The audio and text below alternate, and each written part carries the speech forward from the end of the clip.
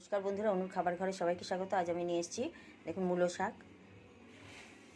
মূলো শাক আপনারা যেভাবে খুশি রান্না করে খেতে পারেন, শুধু কুচিয়ে বেগুন দিয়ে ভেজে খেতে পারেন। আলু, বেগুন, সিম, আমি সিম নিয়েছি, বেগুন নিয়েছি আর শাকটা নিয়েছি। শাকটা কুচি করে কেটে আমি একটু এটা সেদ্ধ হতে এগুলো টাইম লাগে, সেই জন্য আমি একটু কুকারে ভাপ দিয়ে নেব।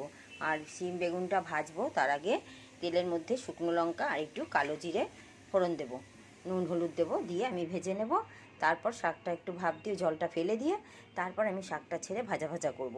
আমি দেখাচ্ছি, ফিরে আসছি। দেখুন আমার আশেপাশে পরিবেশটা দেখুন কি সুন্দর, রান্না করতেও ভালো লাগে। চারধারে কোথাও গান বাজছে, কোথাও পুজো হচ্ছে, কোথাও কি দারুণ একটা জায়গা, বেশ দেখতেও ভালো লাগে। আর মনটা বসে গেছে আমার, নতুন জায়গায় এসে আমার কোনো অসুবিধা হচ্ছে না। আচ্ছা, আমি এটা কেটে ভাপ দিয়ে ফিরে আসছি। দেখুন বন্ধুরা, শাকটা ভাপ দিয়ে রেখে দিয়েছি, ঠান্ডা হলেই করবো। এদিকে তেল বসিয়েছি, তেলের মধ্যে লঙ্কা ভেজে নিয়েছি। শাকের মধ্যে লঙ্কা ভাজা খেতে খুব ভালোবাসে আমাদের ঘরে সবাই, সেই জন্য লঙ্কা ভেজে আমি ঢাকার মধ্যে রেখে দিলাম। আর বাকি তেলটার মধ্যে আমি একটুখানি কালো জিরে ফোড়ন দেবো। কালো জিরে ফোড়ন দিলাম, একটা কাঁচা লঙ্কা ভেঙে দিলাম, আর দিয়ে দেবো একটু তেলে হলুদ দিয়ে দিলাম যাতে না ছেটে। এবার দিয়ে দেবো সিম আর বেগুন, দিয়ে আমি এটাকে ভালো করে ভেজে নেব। দেখুন একটু নুন দেবো, নুন হলুদ দিয়ে ভালো করে ভেজে নেব।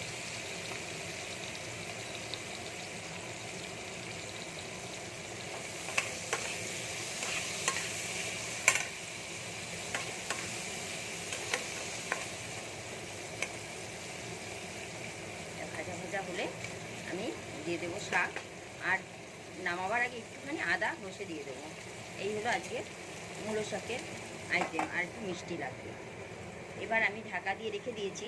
মূলো শাকটা সেদ্ধ করার আরেকটা কারণ আছে। আমাদের মা দিদিমারা করতেন কি, যখন মূলো শাক করতেন তখন ভালো করে কুচিয়ে নুন দিয়ে ভালো করে চটকে ওর একটা রস থাকে, ওটা নাকি ক্ষতিকারক, ওটা বের করে ফেলে দেয়। সেই জন্য আমরা যদি সিটি দিয়ে নিলাম একটা, তাহলে কি হলো, রসটা বেরিয়ে গেল। ওইটাকে আমি ভালো করে ছেঁকে চেপে চেপে আমি যখন ভাজায় দেবো তখন দিয়ে দেবো, তাহলে রসটাও বেরিয়ে গেল, সেদ্ধটাও তাড়াতাড়ি হয়ে গেল, তাহলে রান্নাটাও তাড়াতাড়ি হয়ে যাবে। এক কাজে দুই কাজ হবে। এই জন্য আমি এইভাবে করছি। আপনারাও এইভাবে বানিয়ে খেয়ে দেখবেন, ভালো লাগবে। ভাজা ভাজা হলে আমি ফিরে আসছি। দেখুন বন্ধুরা, সবজিগুলো সব ভাজা হয়ে গেছে। সিম বেগুন আর সিদ্ধ আলু দিয়েছি একটা, দিয়ে ভেজে নিয়েছি। এবার এই যে শাকটা জল গেলে নিয়েছি, এবার আমি দিয়ে দিচ্ছি। সেদ্ধ হলে কমে যায়, অনেকটা চিপে দিয়েছি জলটা। এবার দিয়ে একটু ভাজা ভাজা করবো, আমাদের রেডি হয়ে যাবে।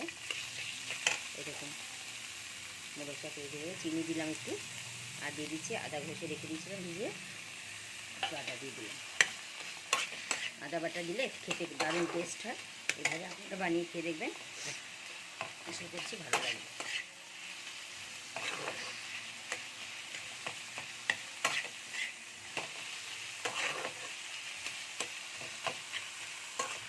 দেখুন কেমন লাগছে, আপনাদের আশা করছি ভালো লাগবে। কেন কি, শাক তো এখন অনেক রকমের পাওয়া যায়, মেথি বাতুয়া নানা রকম। আমরা মূলো শাকটাও আমি ছাড়ি না, কারণ কি শাক খেতে সবাই ভালোবাসে আমাদের।